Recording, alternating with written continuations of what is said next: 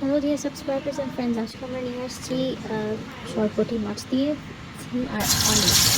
আমরা মাছটাকে একটু হলুদ আর চিলি পাউডার দিয়ে মেখে আমরা লবণে মেখে আমরা ভেজে নিলাম। এই সেম তেলে, যেটা খুবই ফ্রেশ হবে, তো এখানের মধ্যে আমরা পেঁয়াজটা দিয়ে দিলাম আর রসুন বাটাটা দিয়ে দিলাম। এখন কোনো আদা বাটার প্রয়োজন নেই, আমরা তো এরকম ইউজুয়ালি আদা বাটা ইউজ করি যখন আমরা চিকেন বা ডিপ বানিয়ে থাকি। হলুদ আর লাল মির্চ দিয়ে দিলাম, 1 চামচ 1 চামচ করে। আমরা অফকোর্স লাল মির্চ একটু বেশি খেয়ে ফেলতে পেরেছিলাম, কষিয়ে নিলাম পানি। এখন আমাদের ভেজিটেবলসগুলো দিয়ে দিলাম, নেড়ে চেড়ে নিলাম, দিয়ে এখন পরে পানিটা দিয়ে দিলাম। ভেজিটেবলটাও কুক হয়ে যাবে আর লবণটাও কুকিং প্রসেসটা ফাস্ট করে দেয়। এখন দিয়ে দিব আমাদের মাছটা, নেড়ে চেড়ে এখন দেখেন of course chilli spice life is nothing.